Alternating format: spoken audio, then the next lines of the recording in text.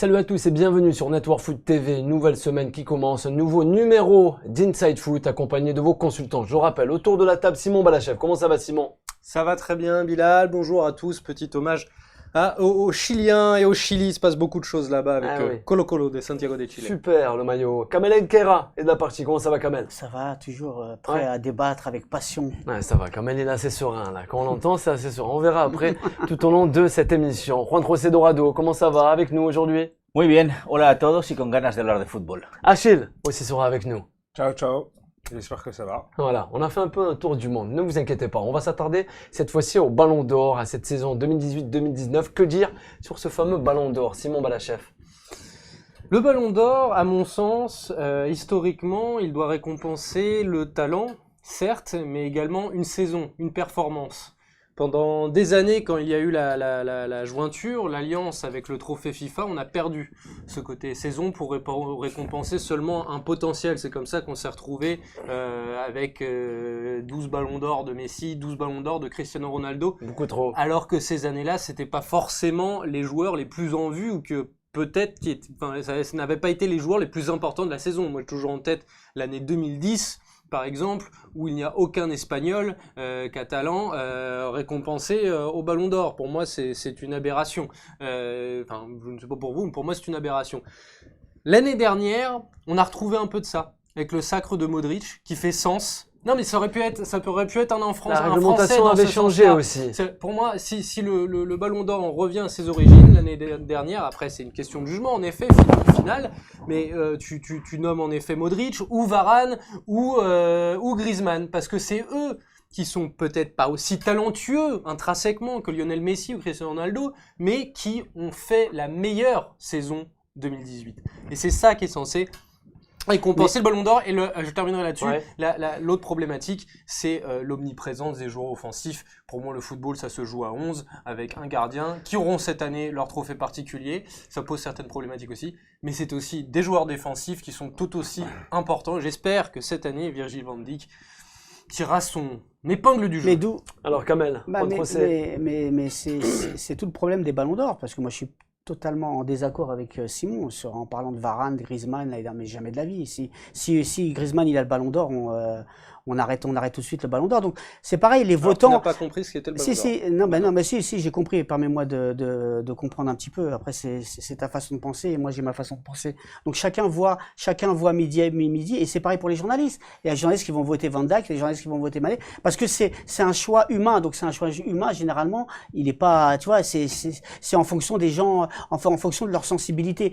Maintenant, dire que Griezmann a fait une super saison l'année dernière, c'est un choix.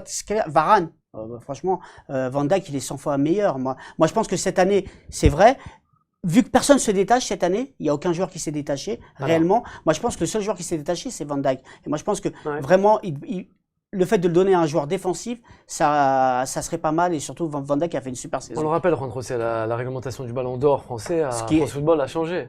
Et il a changé parce qu'avant c'était avec la FIFA, donc ils étaient ensemble, donc le Ballon d'Or a été récupéré par les Français à eux tout seuls. C'est très bien. Mais ce qui est révoltant, c'est de dire que Messi ou Ronaldo ont tellement gagné des Ballons d'Or qu'ils ne le méritent plus. Quand on regarde ce qu'ils ont fait cette année, si on parle de Ronaldo, 700 buts cette année, il est champion d'Italie. Il est champion avec le Portugal de la Ligue des Nations. Quand on parle de Messi, meilleur soulier d'or de l'Europe, meilleur buteur de la Liga, meilleur buteur de la Champions League.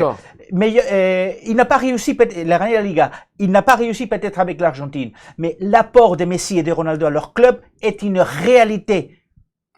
Salah, Mané, Firmino, Van Dijk, tout seuls, ils n'arrivent pas à faire gagner leur équipe. Par contre, Ronaldo est capable de le faire. Et Messi est capable de le faire. Donc, ce n'est pas parce qu'ils ont gagné beaucoup Ballon d'Or qu'on doit aujourd'hui dire ils ne le méritent plus. Ouais. Non, ils continuent à le mériter. Ah si, le mérite. Et peut-être beaucoup plus que tous ceux que vous avez nommés aujourd'hui. On termine avec Achille concernant ce Ballon d'Or. Moi, je trouve ça un petit peu... oui, il a perdu de sa saveur.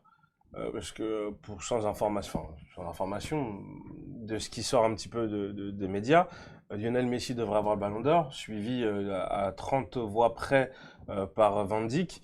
Je trouve ça regrettable un petit peu, parce que c'est vrai qu'on est dans une société où il y a eu une omniprésence des médias vis-à-vis de Messi ou de Ronaldo. Messi ou Ronaldo, après, bon, ils ont fait ce qu'ils savent faire au quotidien, mais ce qui est pas rien quand même. Ce qui est quand même pas rien. Il a entièrement pas tort. Mais c'est vrai que moi personnellement, j'aurais peut-être pas récompensé Van Dijk, mais ça me dérange pas. J'aurais plutôt récompensé Alisson, parce qu'Alisson Becker, le gardien de Liverpool, c'est vainqueur de la Ligue des Champions, c'est meilleure défense de Première Ligue, c'est vainqueur de la Copa América avec un but encaissé, meilleure défense. J'aurais peut-être moi plutôt mis Alisson en avant plutôt que Van Dijk, ce qui n'empêche que bon, il a dans tous les cas de figure. Van Dijk, c'est la renaissance des Pays-Bas. Hein, oui, voilà, c'est ça. Avec la Ligue des Nations qui l'emmène en finale. Ouais, mais ça fait combien de temps que le Brésil n'a pas eu un gardien depuis Dida. Ça fait très longtemps. Bon, par rapport à ça, moi personnellement, ça aurait été mon choix premier. Après, malheureusement. Mais moi, je vais revenir sur ce que disait Juan José. Rapidement. Il a raison. C'est-à-dire, on est en France, on déteste les gagnants. Voilà. Si Ronaldo et Messi ont gagné, même s'ils gagnent demain 50 ballons d'or, c'est que les autres n'ont pas été à la hauteur. Point à la ligne. Je veux dire, ça fait 15 ans, ils dominent le football mondial. C'est pas de leur faute si d'autres joueurs sont pas capables. Personnellement, je n'ai jamais remis en cause Messi et Ronaldo pour cette année. Dans mon raisonnement, j'inclus Messi et Ronaldo faut juger leur saison. Pour moi, c'est juste, faut juger la saison. On verra bien juste ce fameux Ballon d'Or édition 2018 et 2019. On va s'attarder cette fois-ci à la Ligue des Champions.